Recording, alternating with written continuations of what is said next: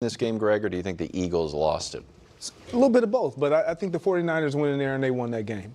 I thought the 49ers, how they came out attacking, and when you take you back a few years, when you've lost to a team and you didn't have your quarterback, you lose your quarterback in the game, obviously in the NFC Championship game a few years back, you never lose that. You never forget that. And so coming back to this same place where that happened, knowing you're injured, but we've had the success all season long. So we're not going to give ourselves an out. So even losing George Kittle during the game, that's when I thought, uh-oh, this might be over. But they kept doing the same things that they've done all season long. Unheralded guys making plays. You mentioned Marcus juice check. It's good to have super champion. It's great to have players who know who they are and you boost their egos a little bit. Oh. And then on the flip side, when you look at the players that didn't make plays for the Eagles, you can't win with it. I tell my kids this all the time. I know how talented you guys are. I expect for everybody to then walk away knowing how talented you guys are because you execute. We know how talented the Eagles are. But when they don't execute, which they haven't in second halves, it's been largely because either the quarterback didn't make the plays, either they couldn't run the ball, or the receivers weren't involved. And somehow, yesterday, every receiver got opportunities. They missed opportunities. The quarterback wasn't great, but he wasn't as bad as the number suggests. So for A.J., Devontae, and I know Devontae doesn't talk a lot, but A.J. had a lot of opportunities. And I supported A.J. all season long.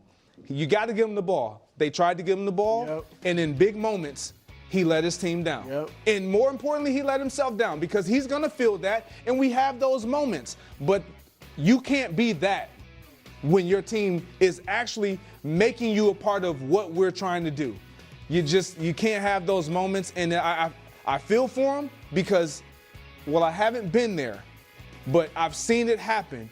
It happens to the best of them. This is the killer. That one right there, I think they probably win the game.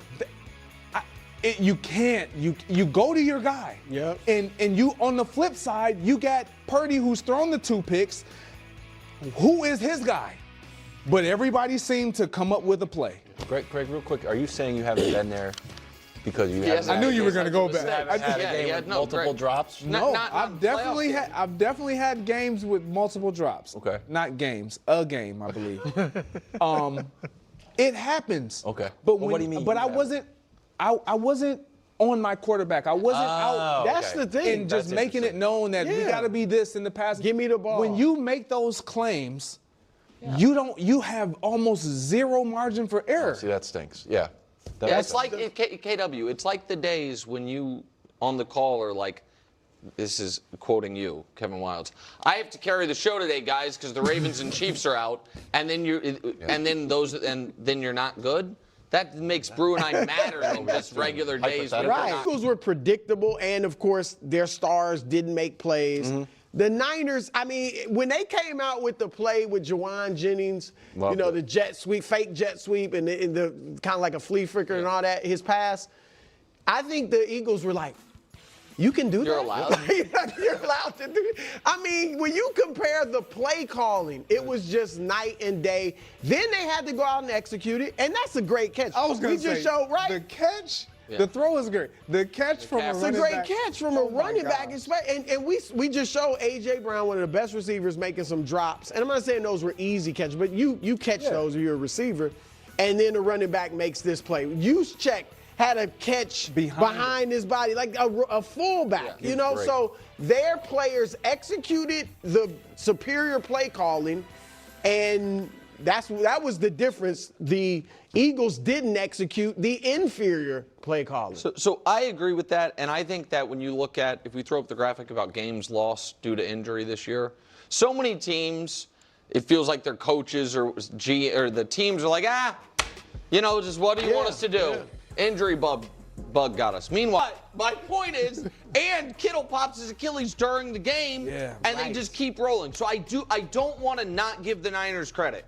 I also don't want to gloss over the fact that this Eagles season as a whole was, all things considered, one of the most indefensible Super Bowl defenses we've seen in 15 years. All right, we've discussed the Eagles extensively, so right now it's crucial to direct the spotlight toward the 49ers and ensure they receive their due acclaim. They have unequivocally earned it. Examining this game reveals a team missing key starters, yet they never wavered or surrendered. A significant factor in this resilience stems from their experience last season, where they faced a similar injury crisis but looked entirely different, failing to even reach the playoffs. Brock Purdy wasn't performing at this level, and the collective unit wasn't nearly as formidable. Undeniably, Christian McCaffrey is a monumental difference maker. His presence enables a play like that trick play touchdown. Without him, that dynamic element vanishes. So, you have one truly transcendent player in McCaffrey, and that creates an enormous advantage. No one schemes to maximize a talent like Christian McCaffrey better than Kyle Shanahan. This contest ultimately serves as a perfect microcosm, illustrating everything that functions correctly within the San Francisco 49ers organization, while simultaneously exposing the fundamental flaws plaguing the Philadelphia Eagles. Witnessing what the 49ers have achieved and how they've accomplished it is extraordinary, awesome, incredible, and remarkable. The conversation post-game naturally drifted to Philadelphia's missed opportunities, the drops by Devonta Smith, A.J. Brown, and others.